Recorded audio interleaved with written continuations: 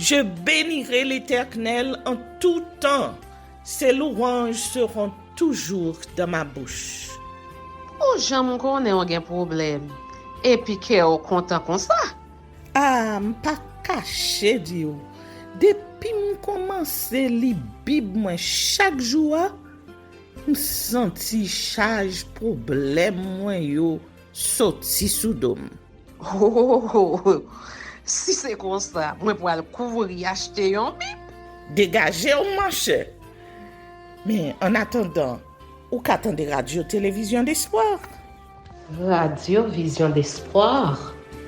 Oh, moi t'attendais une annonce comme ça, oui. Mais qui ça a te dit? Lecture de la Bible en un an. Une émission qui vous accompagne à la découverte des trésors cachés de la parole de Dieu sur Radio Télévision d'Espoir. Chaque jour de 11h à 11h30 du matin, excepté mercredi 5h30, 6h de l'après-midi, samedi 7h30, 8h du matin, avec les sœurs Chantal Saint-Hubert, Claude Louis Orisma. Et votre servante, Maudeline Maurice Hilaire.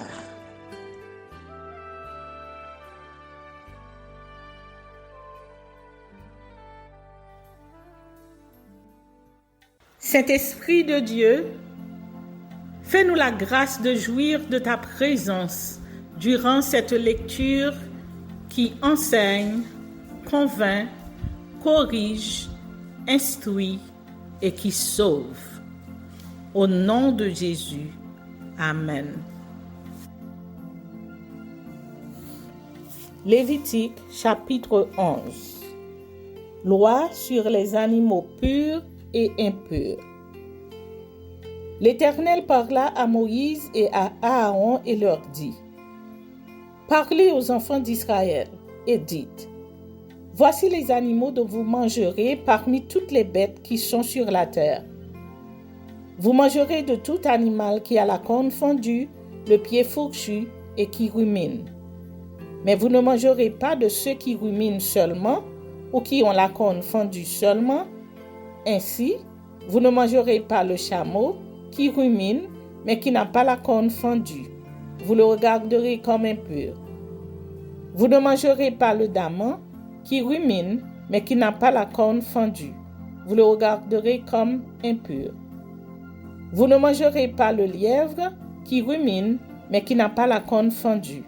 Vous le regarderez comme impur. Vous ne mangerez pas le porc qui a la corne fendue et le pied fourchu, mais qui ne rumine pas. Vous le regarderez comme impur. Vous ne mangerez pas de leur chair et vous ne toucherez pas de leur corps mort. Vous les regarderez comme impurs. Voici les animaux dont vous mangerez parmi tous ceux qui sont dans les eaux. Vous mangerez de tous ceux qui ont des nageoires et des écailles et qui sont dans les eaux, soit dans les mers, soit dans les rivières. Mais vous aurez en abomination tous ceux qui n'ont pas des nageoires et des écailles parmi tous ceux qui se meuvent dans les eaux et tous ceux qui est vivant dans les eaux, soit dans les mers, soit dans les rivières. Vous les aurez en abomination, vous ne mangerez pas de leur chair, et vous aurez en abomination leur corps mort. Vous aurez en abomination tous ceux qui, dans les eaux, n'ont pas des nageoires et des écailles. Voici parmi les oiseaux ce que vous aurez en abomination, et dont on ne mangera pas: l'aigle, l'orfraie et l'aigle de mer, le milan, l'autour et ce qui est de son espèce, le corbeau et toutes ses espèces, l'autruche, le hibou, la mouette, l'épervier et ce qui est de son espèce, le chat-huant, le plongeon et la chouette, le cygne, le pélican et le cormoran, la cigogne, le héron et ce qui est de son espèce, la huppe et la chauve-souris. Vous aurez en abomination tout reptile qui vole et qui marche sur 4 pieds. Mais parmi tous les reptiles qui volent et qui marchent sur 4 pieds, vous mangerez ceux qui ont des jambes au-dessus de leurs pieds pour sauter sur la terre.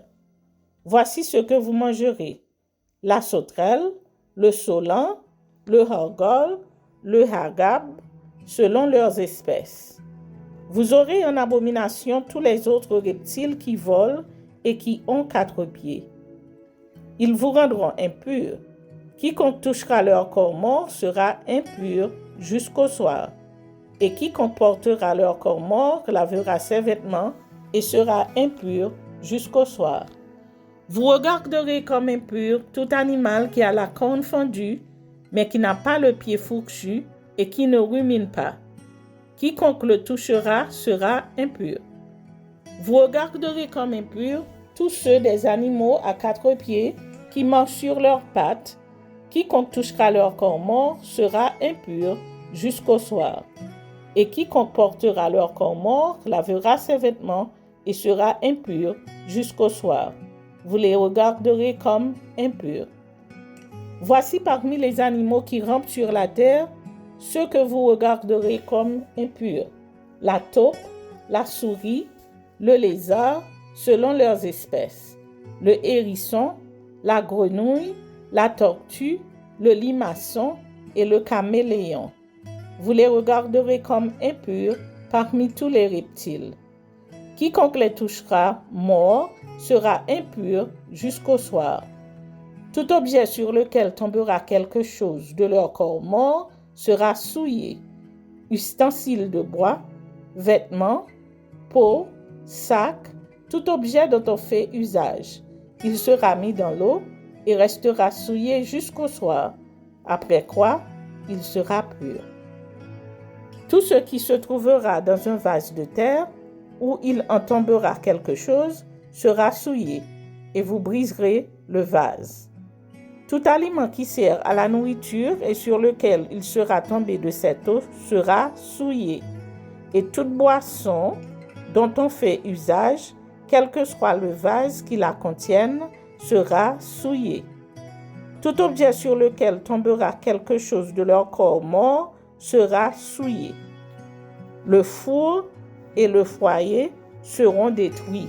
Ils seront souillés, et vous les regarderez comme souillés. Il n'y aura que les sources et les citernes formant des amas d'eau qui resteront purs. Mais celui qui y touchera de leur corps mort sera impur. S'il tombe quelque chose de leur corps mort sur une semence qui doit être semée, elle restera pure. Mais s'il en a mis de l'eau sur la semence et qu'il tombe quelque chose de leur corps mort, vous la regarderez comme souillée. S'il meurt un des animaux qui vous servent de nourriture, celui qui touchera son corps mort sera impur jusqu'au soir. Celui qui mangera de son corps mort lavera ses vêtements et sera impur jusqu'au soir. Et celui qui portera son corps mort lavera ses vêtements et sera impur jusqu'au soir. Vous aurez en abomination tout reptile qui rampe sur la terre. On n'en mangera point. Vous ne mangerez point, parmi tous les reptiles qui rampent sur la terre, de tous ceux qui se traînent sur le ventre, ni de tous ceux qui marchent sur 4 pieds ou sur un grand nombre de pieds, car vous les aurez en abomination. Ne rendez point vos personnes abominables par tous ces reptiles qui rampent. Ne vous rendez point impurs par eux. Ne vous souillez point par eux, car je suis l'Éternel, votre Dieu. Vous vous sanctifierez et vous serez saints, car je suis saint. Et vous ne vous rendrez point impurs par tous ces reptiles qui rampent sur la terre, car je suis l'Éternel, qui vous ai fait monter du pays d'Égypte pour être votre Dieu et pour que vous soyez saints, car je suis saint.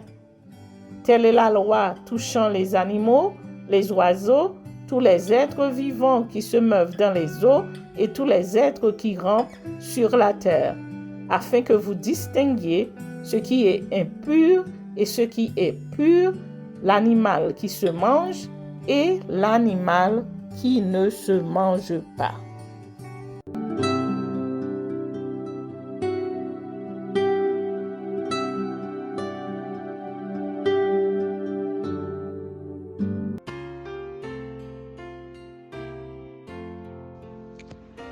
Psaume chapitre 131. Cantique des degrés de David. Éternel, je n'ai ni un cœur qui s'enfle, ni des regards hautains. Je ne m'occupe pas de choses trop grandes et trop relevées pour moi. Loin de là, j'ai l'âme calme et tranquille, comme un enfant sevré qui est auprès de sa mère. J'ai l'âme comme un enfant sevré. Israël, mets ton espoir en l'Éternel, dès maintenant et à jamais. Amen.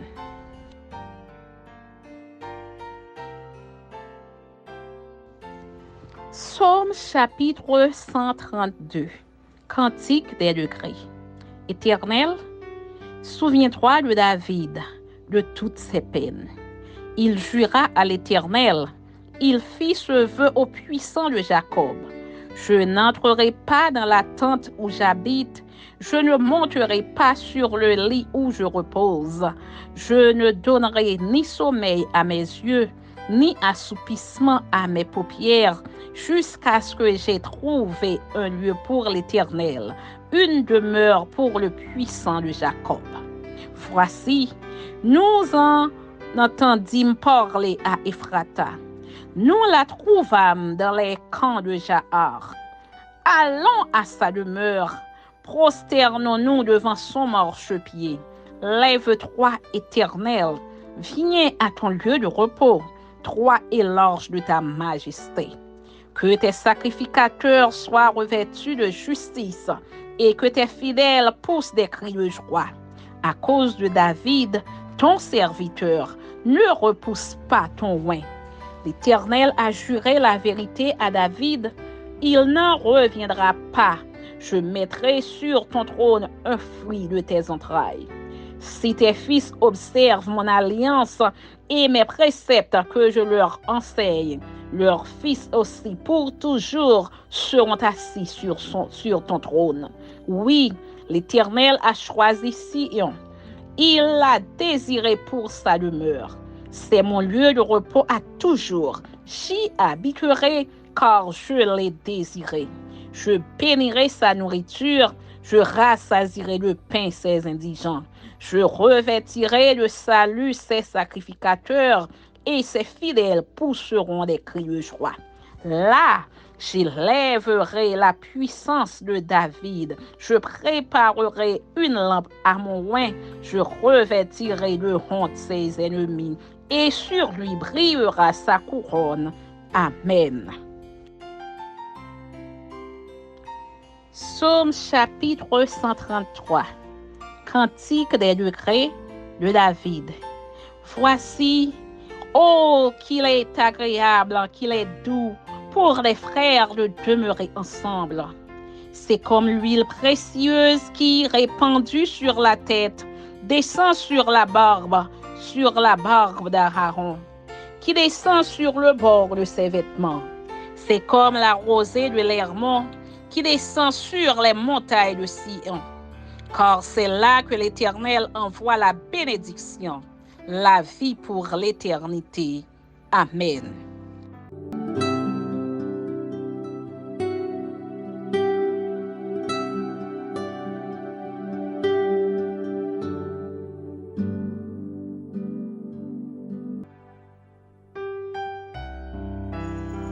Jean, chapitre 1er.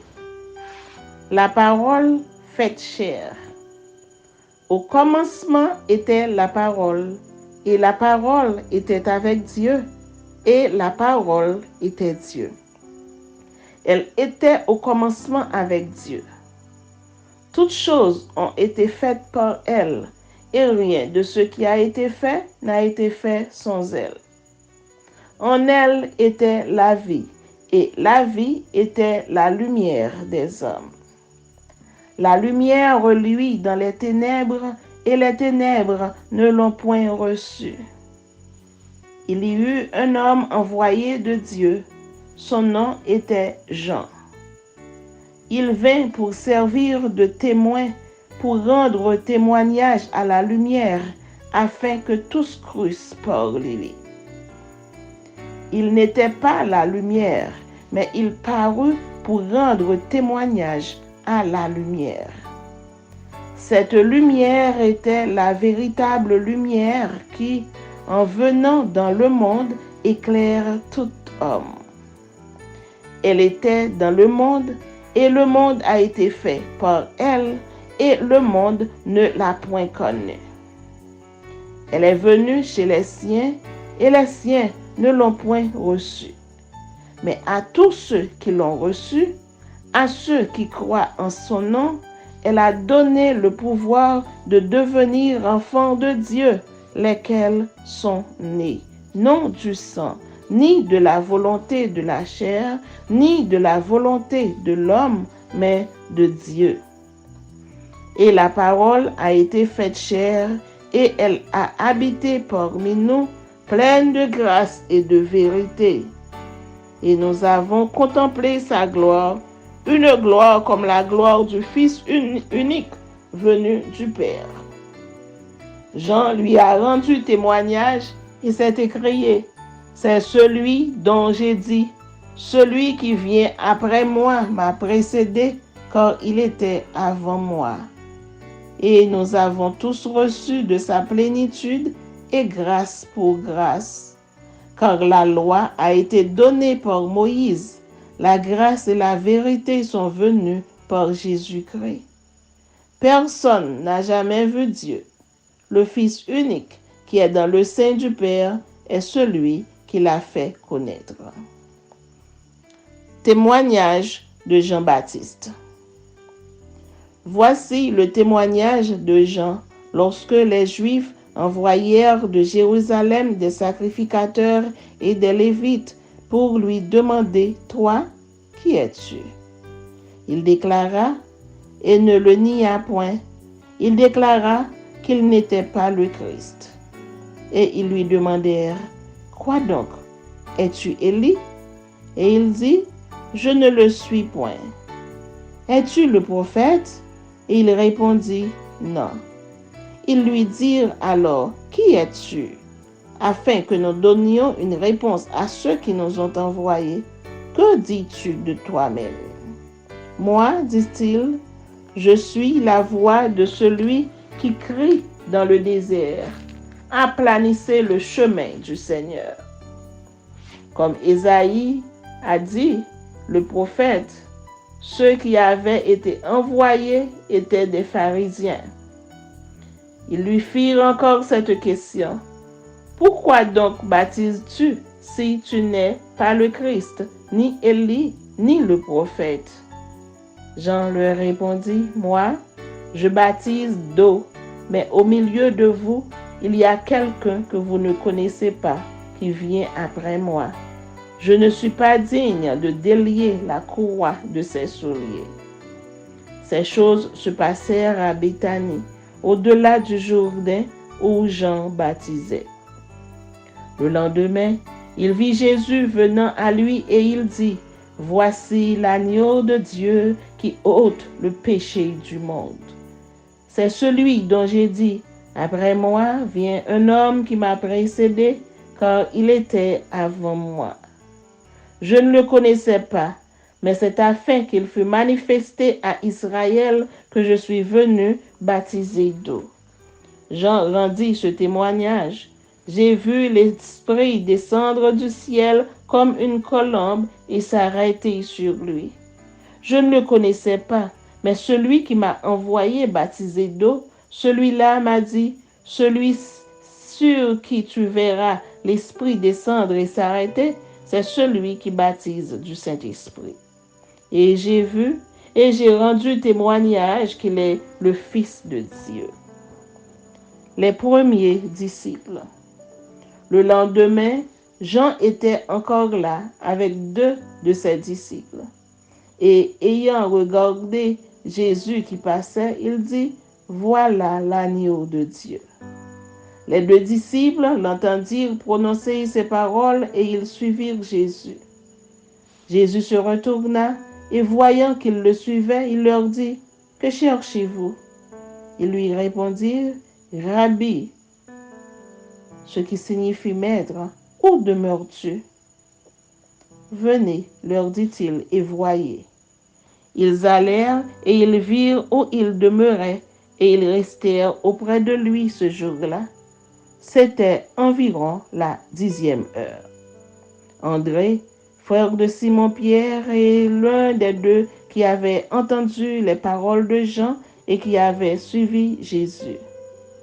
Ce fut lui qui rencontra le premier son frère Simon, et il lui dit, « Nous avons trouvé le Messie, ce qui signifie Christ. » Et il le conduisit vers Jésus.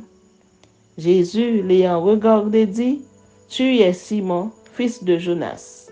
Tu seras appelé Céphas, ce qui signifie Pierre. » Le lendemain, Jésus voulut se rendre en Galilée et il rencontra Philippe. Il lui dit, « Suis-moi. » Philippe était de Bethsaïda, de la ville d'André et de Pierre.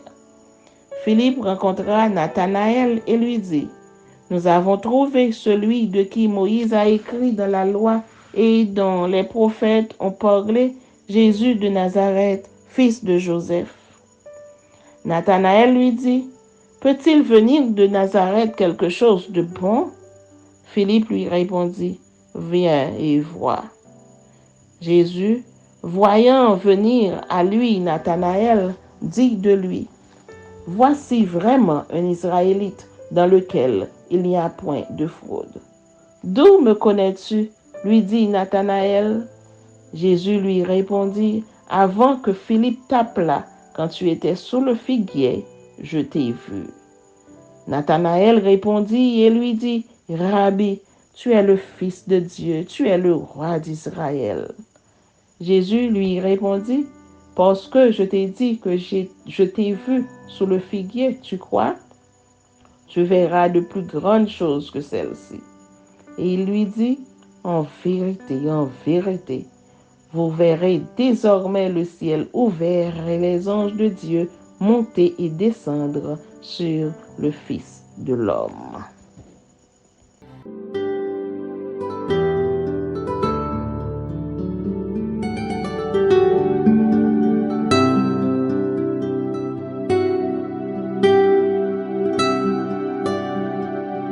Merci Seigneur de nous donner le discernement dans la lecture de ta parole, que nous y prêtions attention afin d'appliquer notre cœur à la sagesse. Amen. Que celui qui a des oreilles pour entendre, entende, et que celui qui lit fasse attention.